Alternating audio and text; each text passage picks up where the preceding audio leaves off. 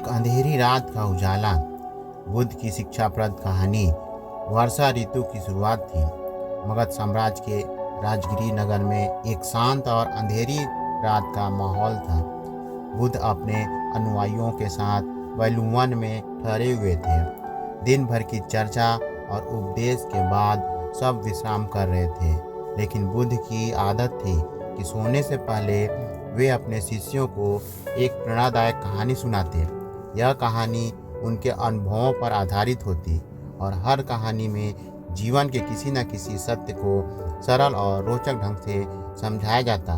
उस रात बुद्ध ने अपनी आंखें बंद की और गहरी सोच में डूब गए। उनके शिष्य आनंद, जो हमेशा उनकी सेवा में रहते थे, वे धीरे से पूछा, भगवान, आज की रात कौन सी कथा सुनाएंगे? बुद्ध मुस्कुराए और बोले, आज मैं तुम्हें एक ऐसी कहानी सुनाऊंगा जो न केवल तुम्हारे मन को शांति देगी, बल्कि तुम्हें यह भी सिखाएगी कि जीवन में करुणा और सहनशीलता का क्या महत्व है। सुनो, यह कहानी है एक राजा, एक किसान और एक ज्ञानी साधु की। प्राचीन काल की बात है। कौशल देश का राजा ब्रह्मदत्त अपने राज्य में सबसे शक्तिशाली और धनवान माना जाता था, लेकिन उसकी एक कमजोरी थी, उसका लालच। उसने जितना भी धन अर्जित किया, कभी संतुष्ट नहीं हुआ। उसे हर समय और अधिक चाहिए था। राजा के महल से थोड़ी दूर पर एक किसान रामू अपनी छोटी सी झोपड़ी में रहता था। रामू मेहनती और ईमानदार था। वह हर दिन अपने खेत में काम करता और जो भी उपज होती उसे बेचकर अपने परिवार का पेट भरता। एक दिन राजा ने सुना कि रामू के खेत का उपज बहुत अच्छा होता है। लालच में आकर राजा ने अपने सिपाहियों को आदेश दिया कि रामू के खेत को जब्त कर लिया जाए। जब सिपाही खेत लेने पहुंचे तो रामू ने उनसे विनती की, मुझसे यह खेत मत छीनो, यह मेरा जीवन है। यदि खेत चला गया तो मेरा परिवार भूखा मर जाएगा।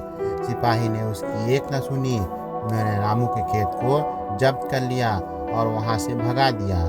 रामू निराश होकर अपनी झोपड़ी लौट आया। वह सोचने लगा कि क्या यह अन्याय है? मेरे मेहनत की कोई कदर नहीं। रामू जब अपनी परेशानी में डूबा हुआ था, उसी समय एक साधु उसकी झोपड़ी के पास से गुजरे। साधु के चेहरे पर गहरी शांति और तेज था। रामू ने उन्हें प्रणाम किया और अपनी सारी व्यथा सुनाई। साधु ने मुस्कुराते हुए कहा, क्या तुम्हें लगता है कि यह खेत ही तुम्हारा जीवन है? तुम्हारी मेहनत, तुम्हारा साहस और तुम्हारा चरित्र ही तुम्हारा असली धन है। लेकिन मैं देख रहा हूँ तुम्हारे भीतर क्रोध और दुख का बीज पनप रहा है। इसे शांत करो। रामू ने कहा, लेकिन भगवान, राजा ने मेरे साथ अन्याय किया है, मैं क्या करूँ? साधु ने उसे बुद्ध की शिक्षाओं का स्मरण दिलाते हुए कहा, लालच और क्रोध का जवाब क्रोध से नहीं दिया जा सकता। इसे करुणा और धैर्य से शांत करना होगा। मैं तुम्हें एक उपाय बताऊंगा। साधु ने रामू को राजा के महल जाने की सलाह दी और कहा, राजा से जाकर अपनी व्यथा कहो, लेकिन अपनी वाणी में क्रोध का एक भी अंश न आने दो। राजा का हृदय कठोर है, लेकिन करुणा की शक्ति उसे पिघला सकती है। रामू ने साधु की बात मानी और अगले दिन राजा के दरबार में पहुंचा। उसने विनम्रता से राजा को प्रणाम किया और कहा, महाराज, मैं जानता हूँ कि आप शक्तिशाली हैं और केवल मैं एक गरीब किसान, लेकिन मेरे खेत से न केवल मेरा बल्कि मेरे परिवार का जीवन जुड़ा हुआ था। मैं आपसे विनती करता हूँ कि आप मुझे मेरे खेत को वापस दे दें। राजा ने उसकी बात पर ध्यान नहीं दिया, लेकिन रामू ने हार नहीं मानी। उसने हर दिन राजा के पास जाकर अपनी बात दोहराई। उसकी करुणा और धैर्य देखकर धीरे धीरे राजा के हृदय में परिवर्तन होने लगा।